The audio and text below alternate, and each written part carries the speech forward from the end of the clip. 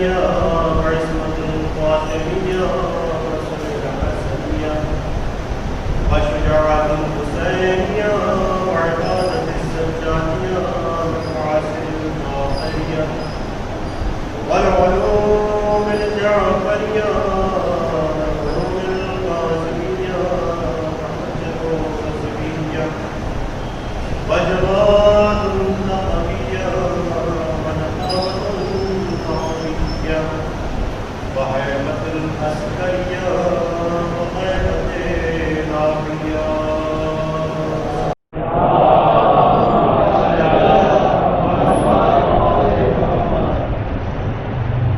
اے ایمان والو، تقویٰ یاد کرو تاکہ سچوں کے ساتھ ہو جاؤ.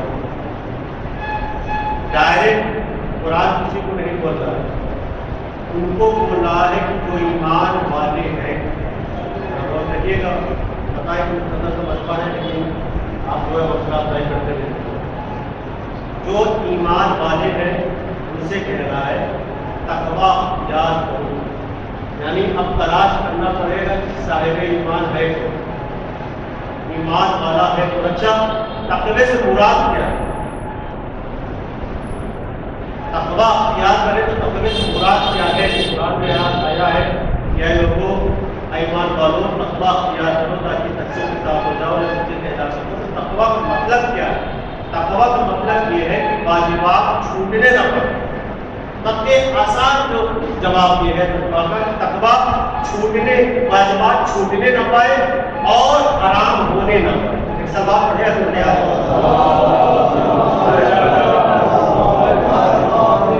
سب سے آسان جواب ہے کہ واجبات چھوٹنے نہ پائے اور حرام ہونے نہ پائے، حرام کرنے نہ پائے.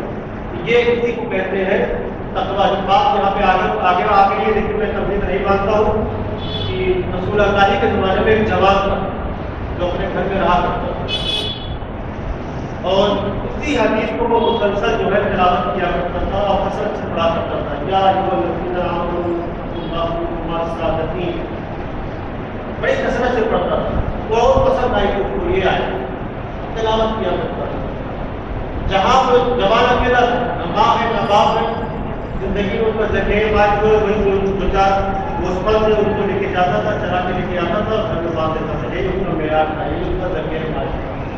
لیکن جس گھر میں رہتا تھا اسی گھر کے بازو میں یعنی ان کا پڑوسی ایک یہودی عورت، ایک یہودی عورت یہ کثرت سے قرآن کی تلاوت کرتا تھا اور اسی آیت کو پڑھتا تھا. اور وہ جو گھر میں رہتی تھی اس کو بڑی دلچسپی، بڑی الرجی ہوتی تھی، بڑی دقت ہوتی تھی کہ یہ روز قرآن کی تلاوت کر رہا ہے اور اسی آیت کو پڑھ رہا ہے اور اسی آیت کو پڑھ رہا ہے کہ مجھے تو نہیں سنا رہا ہے. لیکن نہیں، وہ تقوی والا تھا، وہ اللہ کے لیے قرآن کی تلاوت کرتا تھا. تو جب بہت دن گزر گیا وہ سنتی رہی، اس نے کہا کہ ایسا ہے کہ اب روز روز نہیں چلے گا، روز روز نہیں چلے گا. کسی نہ کسی طریقے سے اس کو راستے سے ہٹانا پڑے گا. یہ تو ہمارے لیے مصیبت بن گیا ہے کہ جب دیکھو صبح شام اپنے گھر میں رہتا ہے تو اس کی آیت کو تلاوت کیا کرتا ہے، اسی آیت کو پڑھتا رہتا ہے، کثرت سے پڑھتا ہے. آپ نے وہ محاورہ سنا ہے کہ نہیں؟ حضرات میں تشریف فرما ہے، جو دوسرے کے لیے گڈھا کھودتا ہے وہ خود اسی گڈھے میں گر جاتا ہے. جواب ہے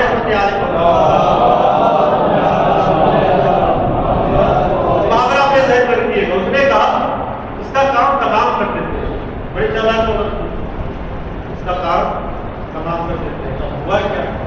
اس نے ایک دن ایک شیرینی بنائی اور شیرینی بنانے کے بعد اس نے زہر ملایا اور ملانے کے بعد ضرب میں بند کر کے دروازے پہ کے آگے کر کے آگے جوان کو بات کیا.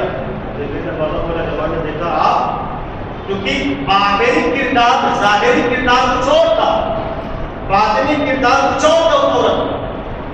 اس نے کہا آپ آج میں اپنے گھر پہ ایک جس کو اپنی زبان میں بول کیا جائے کہ اسپیشل ڈش بنا رہی ہوں اپنی زبان میں. اس نے کہا کہ میں نے سوچا کہ تمہارے حوالے میں کر دیا جائے، کچھ آپ کو بھی دے دیا جائے، کچھ کو بھی دے دیا جائے.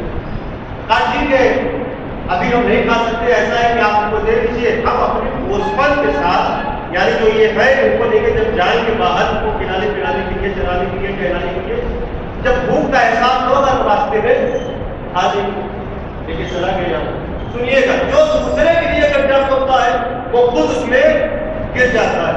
بیٹھا رہا قرآن کی تلاوت کرتا رہا اور کسی آیت کو پڑھتا رہا کہ نادا کیا دیکھا کہ دو جوان آ رہے ہیں، دو جوان دور سے آ رہے ہیں، اور جب قریب پہنچے تو ان کی حالت ایسی تھی کہ بھوک کے مارے پریشان تھے، نہ پانی نہیں ملتا تھا، لگنا میں نہیں ملتا تھا. جوان ملا، جوان کو سلام کیا، کہا کہ اگر کچھ ہو سکتا ہے تو کھلا دو، کچھ ہو سکتا ہے کچھ تمہارے پاس رکھتا ہے تو دے دو تاکہ ہم اپنی بھوک کو پیاس کو مٹا سکیں.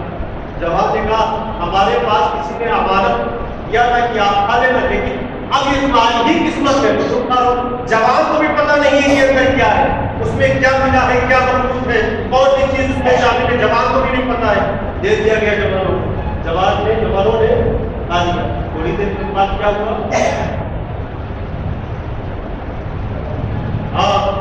جہاں جانا تھا چلے گئے، کیونکہ وہ چیز جو اس میں شامل تھی اس نے اپنا کام کر دیا. اب یہ معاملہ رسول اللہ تک پہنچا تو رسول اللہ نے کہا بلاؤ جوان کو گرفتار کر کے لایا گیا. پوچھا کیا ملایا رسول اللہ نے؟ کہا یا رسول اللہ میں نے کچھ نہیں ملایا. آپ نے یہ دو میت، یہ دو دار کہ تم نے ان کو دیا ہے کہ تمہاری وجہ سے یہ مرے ہیں، تمہاری وجہ سے دنیا سے گئے ہیں. کہا یا رسول اللہ پورا ماجرا میں بتاتا ہوں. اب اس نے اس عورت کا پورا واقعہ سنایا، اس عورت کا پورا واقعہ سنایا. اچھا اس عورت کو بلایا گیا تو عورت نے کہا کون ہے یہ جوان؟ میں اس کو نہیں جانتی، یہ جھوٹ بولتا ہے، میں نے اس کو کچھ نہیں دیا ہے.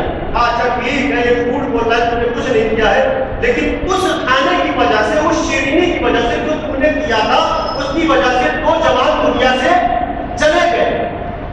کہا وہ کون ہے؟ مجھے نہیں معلوم. جا کے ذرا دیکھو، شناخت کرو. اب جو وہ عورت کو گڑیا اس کے قریب آئی وہ آنکھیں کھلی کی کھلی رہ گئی. نہیں کہا کہ آپ نے کیوں؟ کیونکہ وہ دو جوان کسی اور کے بیٹے نہیں تھے، اسی گڑیا کے بیٹے تھے. تو جو دوسرے کے لیے اکٹھا ہوتا ہے وہ خود اس میں گرتا ہے. ایک بات کہے حضرت آل محمد اور کسی ڈاکٹر سے بات کہے حضرت آل محمد.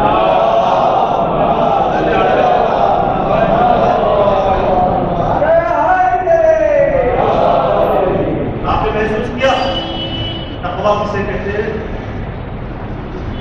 متقی کون ہے؟ صاحب ایمان کون ہے؟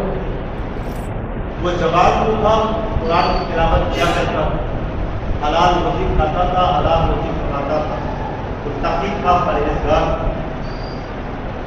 اور اللہ نے اس کی حفاظت کی، اس کے فریب سے بچایا، اس کے کھانے سے بچایا جو اس میں ملا ہوا تھا. جب متقی ہوں گے، جب صاحب ایمان ہوں گے، تب جا کے ہماری حفاظت ہوگی. جب بات یہاں تک آگے آ گئی تو میں آگے بڑھوں، تھوڑا سا ہسٹری میں آپ کے سامنے رکھ لوں کہ قرآن نے نام لے کر اگر کسی کی مذمت کی ہے، کسی پر لعنت بھیجی ہے، وہ کون ہے؟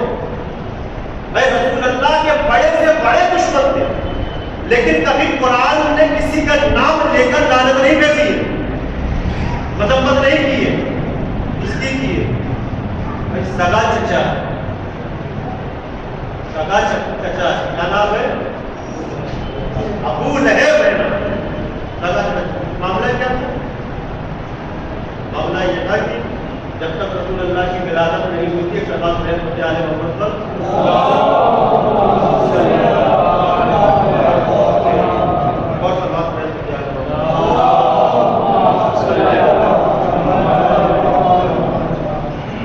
تب تک یہ جو ہے مکے میں رہتا تھا، بڑا آدمی تھا اور لوگوں کے اندر اس کا رسوخ تھا، پہنچ تھی، تاجر تھا، تجارت کرتا تھا، لیکن اپنے آگے کسی کو نہیں چھوڑتا. اور جب پھر اسلام آ گیا اور تبلیغ ہونے لگی اور رسول اللہ نے چاروں طرف تبلیغ کی اور چاروں طرف میسیج پہنچایا، اللہ کے پیغام کو پہنچایا دوسروں کو، تو ساری چیزوں میں دقت ہو گئی. کون اسلام، کون سا دین، کون محمد، کون اللہ کا رسول، کسی کو نہیں مانتے. یہ سب سے دکھاوا. معاملہ پھر کیا ہوا؟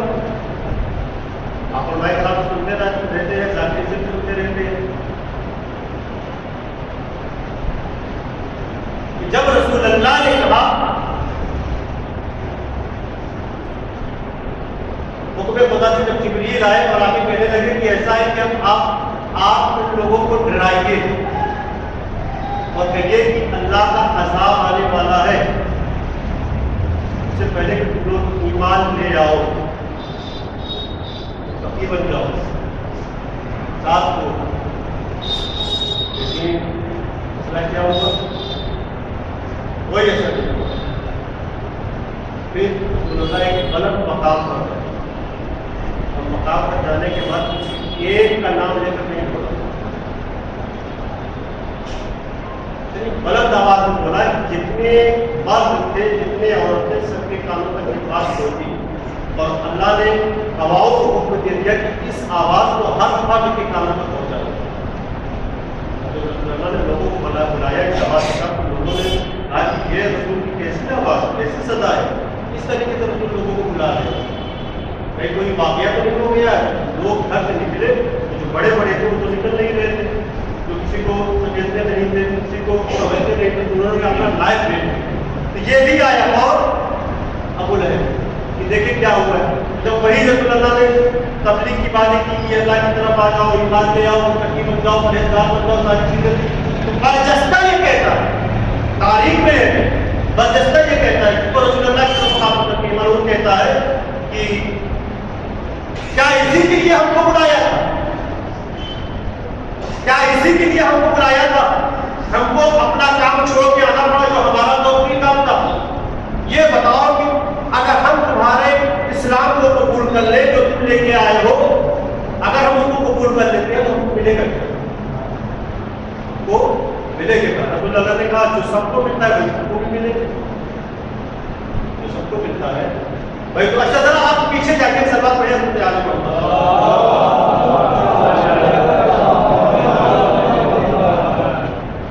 जुलशीरा में क्या हुआ?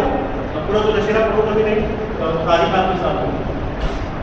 एक हुआ ना, खाना खाने के बाद जब रसूल अल्लाह ने चाहा कि कुछ ऐलान करे और कुछ मैसेज पहुंचाए, कुछ पैगाम पहुंचाए अल्लाह का, कौन खड़ा होता था? यही खड़ा होता था ना, क्या लोगों इनकी तकरीर मत सुनना, जादूगर है। क्या तुमने अभी नहीं देखा कि घोड़े से खाने को ज्यादा कर दिया है? मामला क्या हुआ? सब के सब चल रहे, ने कुछ नहीं किया, बस एक ही जुमला, जा रहे हो, अच्छा ठीक है जाओ, कल इसी तरीके से फिर आ जाओ, तुम्हारे लिए फिर एहतमाम किया है। फिर आ गए, फिर जाके पूरे दिन खड़ा हो गए। तीसरे दिन तक 3 दिन का मामला क्या हुआ कि रसूल अल्लाह को बोलने नहीं दिया। किसने? किसी ने, अबू लहब। क्यों? क्योंकि ये नहीं चाहता था कि इस्लाम फैले, ये नहीं चाहता था कि मेरी शख्सियत खत्म हो, ये नहीं चाहता था कि लोगों की नजरों में मैं गिर जाऊं, मैं हूं तो मैं ही रहूं और कोई मेरे सामने ना आए, सारी चीजें। तारीख बताती है कि जब उसने चाहा फिर कोशिश की कि खड़े हो, वो आगे बढ़ा जिसने हिफाजत की जिम्मेदारी ली। तारीख बताती है कि जनाब अबू तालिब खड़े हुए और खड़े होने के बाद पहले ही सदा में पहले ही आवाज उठा, बैठ जा, बैठ जा। लेकिन बैठ नहीं रहा। रसूलुल्लाह खड़े हैं, जनाब अबू तालिब खड़े हैं, इस मंजर को सुनिएगा, बैठ जा। अबू लहब ये चाह रहा था कि अबू तालिब खड़े हैं तो अब मोहम्मद जरूर पैगाम को पहुंचा देंगे। इसी कोशिश में अपने हाथों की दोनों मुट्ठियों को बंद करता है और बंद करने के बाद आगे बढ़ता है। और आगे बढ़ने के बाद जैसे ही जनाब अबू तालिब ने देखा कि अब ये मोहम्मद के करीब है, मेरे भतीजे के करीब है, फौरन जनाब अबू तालिब कहते हैं, आए अबू लहब अपने दोनों हाथों को नीचे कर दे। कैसे सुन रहे हैं आप? अपने दोनों हाथों को नीचे कर दे, वरना मैं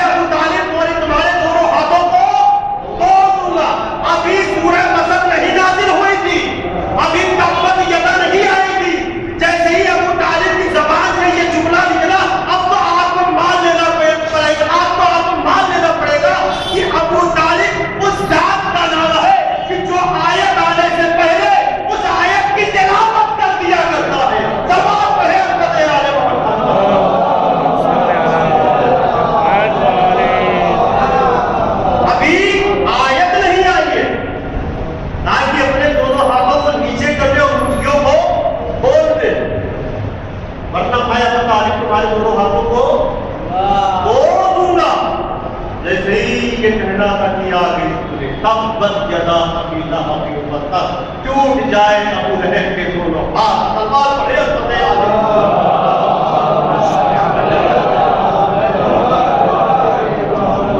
آپ نے محسوس کیا تو رسول اللہ کا سگا چچا اولاد عبد المطلب سے جناب عبداللہ کا بھائی ہے، لیکن قرآن اللہ لے کر مذمت کر رہا ہے، لعنت بھیج رہا ہے. اور صرف اسی کے لیے نہیں، جب آپ آگے بڑھیں گے تو آیت میں یہ بھی ہے حمالۃ الحطب. یہ کون ہے بھیا؟ اس کا معاملہ کیا ہے؟ ترجمہ میں آپ کے سامنے رکھوں کہ ٹوٹ جائے ابو لہب کے دونوں ہاتھ اور غرق ہو جائے اس کی ساری دولت جو اس نے سب کچھ جمع کیا ہوا ہے، اور جو اس کی بیوی ہے حمالۃ الحطب جو اس کا ایندھن اپنے سروں پر لے کر چلتی ہے. ایندھن کا مطلب کیا ہے؟ حمالۃ الحطب. اب یہ یہاں پہ ابو لہب کی بیوی کا نام تھا ام جمیل. کس کی بیٹی تھی؟ ابو سفیان کی بیٹی تھی. ابو لہب کی بیوی کی سنت سلوات پڑھے تو آل محمد کوشش کروں گا کہ بات کو آپ تک پہنچا دوں. اس کا معمول کیا تھا؟ یہ صبح صادق کے ٹائم، صبح صادق کے بعد صادق نکلتی تھی اپنے گھر سے اور لکڑیوں کو جمع کر کے اپنے گھر پہ لا کے رکھتی. دیکھیے دشمن رسول کی ابو لہب کے ساتھ ساتھ یہ بھی رسول اللہ کی دشمن تھی. روایتوں میں یہ بھی لکھا ہوا ہے. دیکھیے میں اپنی کتاب سے نہیں پڑھ رہا ہوں، میں برادران اہل سنت کے جو مشہور عالم ہے علامہ مودودی، ان کی ایک کتاب ہے تقدیم القرآن، قرآن سے میں اس واقعے کو پڑھ رہا ہوں. انہوں نے لکھا ہے کہ روزانہ تمام اس کا یہی رہتا تھا کہ صبح صادق کے وقت نکل جاتی تھی، لکڑیوں کو لا کے جمع کرتی تھی اور خاندان جھاڑیوں کو لا کے رسول اللہ کے دروازے پر رکھ دیتی. کاٹے نہیں، کاٹے تو بچھائے گئے، نہ جانے کیسے کیسے دشمن جو کاٹے بچھاتے تھے.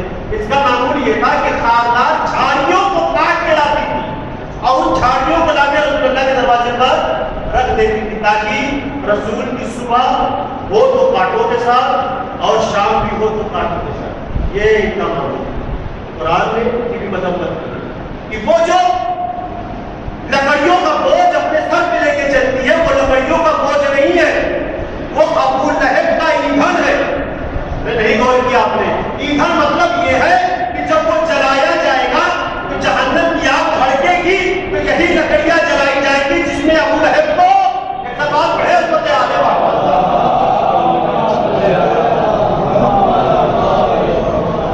اور سب آپ کو عظمت آنے والا.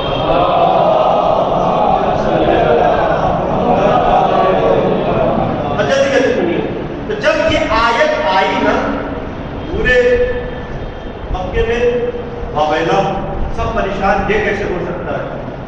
اور سب سے زیادہ تو جو تہلکہ مچایا اس کی بیوی نے، یہ ام جمیلہ یا ام جمیل جو بھی کہہ لیجیے، اس نے کہا کہ ملے رسول تو میں ان کو بتاتی ہوں،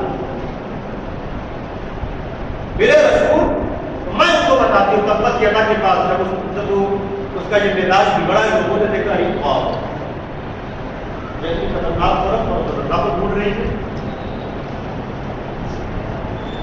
پتہ جانے کس زبان سے رسول اللہ کا نام لے رہی ہے.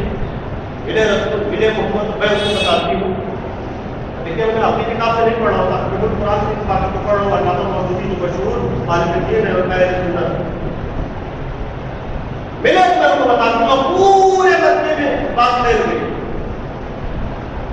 کہ رسول اللہ کو ڈھونڈ رہی ہے، رسول اللہ کو ڈھونڈ رہی ہے، رسول اللہ کو ڈھونڈ رہی ہے. طرح بیداری کے ساتھ سنیے. انہوں نے لکھا ہے کہ مسجد حرام کعبے کے پاس ہے، جو مکے میں مسجد حرام ہے، مسجد حرام کے پاس رسول اللہ بیٹھے ہوئے تھے اور ساتھ میں ان کے سچے دوست تھے. ان کی روایت میں پڑھ رہا ہوں، ان کے سچے دوست تھے جن کو تاریخ میں لکھا ہے بکر صدیق ان کے روایت کے ساتھ وہ بھی بیٹھے ہوئے تھے. انہوں نے کہا کہ حضور سرکار وہ فلاں عورت جو ہے آپ کو ڈھونڈ رہی ہے. جب سے یہ آیت آئی کہ ہماری مذمت کی ہے انہوں نے پورے مکے میں، اللہ کچھ نہ بولے اسی اسنا میں تم سامنے دکھ گئے. تو انہوں نے کہا رسول اللہ وہ سامنے دکھ گئی ہے اور آپ کی طرف آ بھی رہی ہے. یعنی پریشان تو رسول اللہ کو ہونا چاہیے تھا, نہیں غور کیا آپ نے, لیکن پریشان تو کوئی اور ہو رہا تھا جو رسول کے ساتھ تھا. کہا کیا رسول اللہ, سرکار حضور وہ تو دکھ گئی, وہ تو آپ کی طرف آ رہی ہے. ایک جملہ رسول اللہ نے کہا, آ رہی ہے تو آنے دو. نہیں غور کیا, آ رہی ہے تو آنے دو, اس کو میں دکھائی ہی نہیں دوں گا, صرف تم دکھو گے, صرف تم دکھو گے. یا رسول اللہ یہ کیسے ہو سکتا ہے کہ آپ اس کو نہ دکھے, کہا آنے تو پھر دیکھ لیں, آنے دو پھر دیکھ لیں کہ اتنا دور ہمارے اوپر کیوں ہوتا ہے. آخری ایمان کے سلسلے میں میں آپ کو رکھوں آنے دو اس کو پھر دیکھ لیں. وہ آئی اور آنے کے بعد اس سے مخاطب ہوئی, اس سے مخاطب ہوئی, مخاطب ہونے کے بعد کہنے لگی کہ بتا دینا اپنے دوست کو, بتا دینا محمد کو کہ میں ان کو ڈھونڈ رہی ہوں, اگر وہ ملیں گے تو میں ان کو بتاؤں گی کہ کس طریقے سے میرے بارے میں یہ ساری باتیں پھیلائی گئی ہیں, یعنی جو یہ آیت آئی تھی تبت یہ تھا. اب آپ انصاف سے بتائیے, اگر رسول اللہ دکھتے تو کوئی ان سے بات کیوں کرتی؟ اس کا مطلب یہ تھا کہ رسول اللہ اس کو دکھائی نہیں دے رہے تھے, اب وہ رسول اللہ کو لے کے جا رہے تھے. یہ ان سے مخاطب تھی, یہ رسول اللہ کو لے کے جا رہے تھے. جب وہ کہہ کے چلی گئی, یعنی ایک جملہ میں آپ کے سامنے رکھوں, جب وہ گرج کر برس کر چمک کر چلی گئی جو کچھ نہ کر سکی, جب وہ چلی گئی تو انہوں نے دیکھا رسول اللہ کی طرف, یا رسول اللہ آپ نے صحیح کہا تھا کہ آپ اسے نہیں دکھیں گے, اور یقیناً آپ اس کو دکھے بھی نہیں, میں صرف دکھا اس کو اور مجھے سے کہہ کے گئی. اب میں یہاں پر جملہ آپ کے حوالے رکھتا ہوں کہ پہلے ہی مرحلے پر یہ مسئلہ کلیئر ہو گیا کہ جب اللہ اپنے کسی ہادی کو بچانا چاہتا ہے وہ آنکھوں میں اسی طریقے سے پردہ ڈال دیتا ہے. ایک سلمان کو ہے حضرت آل محمد.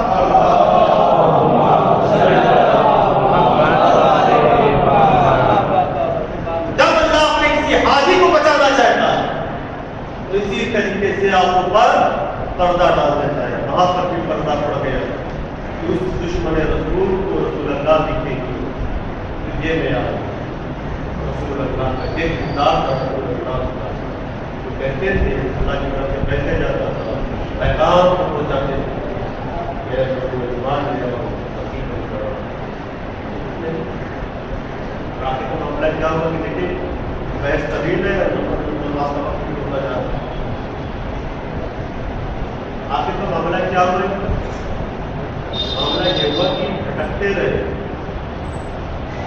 ایسی بیماری ان کو لگ گئی لوگ دور بھاگتے رہے. پہلے ان کا عالم یہ تھا کہ رسول اللہ کے پیچھے پیچھے چلتے تھے اور یہ کہتے تھے کہ تقریر نہ سنو ان کی, دیوانے ہو گئے ہیں, مجنون ہو گئے ہیں, پاگل ہو گئے ہیں. انہیں بھی تو کہتا تھا ان کی تقریر مت کرو, دیوانے ہو گئے ہیں, مجنون ہو گئے ہیں, پاگل ہو گئے ہیں. لیکن دیکھیے کیسا زمانہ بدلا کہ لوگ اس سے دور بھاگ رہے ہیں. ایسی بیماری اس کو لگی. تاریخ میں کتابوں میں ملتا ہے کہ متعدی نامی ان کو روح کی بیماری لگ گئی, یعنی بڑے بڑے کالے کالے دانے, اور وہ بدبودار دانے لے کے اگر انسان سنتا تھا تو دوری سے بھاگ جاتا تھا. آپ اپنے بات سب آپ پڑھے تو تیار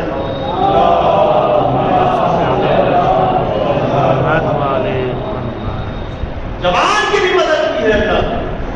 وہ ہاتھی تو بنا کے بھیجا ہے, معصوم بنا کر بھیجا ہے. لیکن یہ قربان کیا ہے پیش زمانہ محسوس نہیں ہوگا.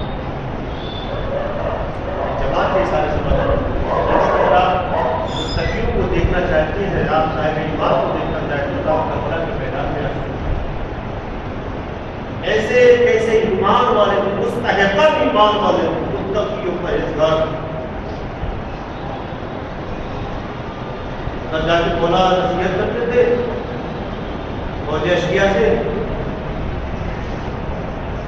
کیوں مجھے قتل کرنے پر تجھے ہو, میرا خود بہانے پر تجھے ہو. ساری نصیحت کرنے کے بعد ان کا جواب صرف یہی ہوتا تھا, جب خود سے آپ ہی ہمارے باپ کے آپ نے مولا کا یہ بھی ٹکڑا ہوتا تھا نصیحت کرنے کے بعد میری نصیحتوں کا اثر تم پر کیوں؟ اس لیے کہ تمہارے شکم تمہارے پیٹ مال حرام سے بھر چکے، ایک طرف مال حرام والے تھے، ایک طرف مال حلال والے۔ اللہ تعالیٰ نے مطلب کیسے کہتے تھے آدمی چاہنے والے بالکل مولانا صاحب جیسے صاحب مجھے ملے، نہ میرے بابا کو ملے، نہ میرے دادا کو ملے، نہ میرے بھیا اپنے مصطفیٰ کو ملے۔ کیا عمل تھا سید و زہیر کا، کیا ایمان تھا سید و زہیر کا، کیا معلوم رکھتے تھے اپنے عمل، سب باری باری اپنے آپ پر جاتا تھا۔ تعلیم بتاتی ہے کہ جب کوئی نہ بچا تو وہ آگے بڑھا، جو رفتار مانا کی شبیر تھا، جس کو ہم شکل پیغمبر کہا جاتا ہے، جو آنکھوں کا تارا وہ آیا مولا کی اوپر۔ جناب علی اکبر آئے اور آ کے کہنے لگے اے بابا جان سب شہید ہو چکے، آپ کے چاہنے والے شہید ہو چکے، آپ کے صحابی شہید ہو چکے، یہاں تک کہ محمد بھی شہید ہو گئے، قاسم بھی شہید ہو گئے، چچا عباس بھی شہید ہو گئے، اے بابا جان اب تو موقع دے دو اکبر کو کہ اکبر بھی جائے اور اپنی ذات شجاعت دکھائے۔ لیکن امام حسین علیہ السلام میں خاموش ہے، کیا بولے، جوان بیٹا ہے۔ ذرا محسوس کریے جو صاحب اولاد جوان بیٹا ہے، جوان بیٹے کے سارے ثواب کی مجلس بھی ہے، بس ڈال دیا یہ کہے اے بیٹا سب سے پہلے خیر میں بیٹا اپنی پھوپھی اماں سے اور اپنی مادر گرامی کی اجازت لے۔ میں نے اس روایت کو چھوڑ دیا، نہیں پتا کس طریقے سے کس دل سے جناب زینب نے اور ام لیلا نے جناب علی اکبر کو رخصت کیا، اور جب رخصت کیا تو پھر بابا جان کی خدمت میں آئے، اے بابا جان پھوپھی اماں نے اجازت دے دی ہے، اے بابا جان مادر گرامی نے اجازت دے دی ہے، بس آپ اجازت دے دیجیے۔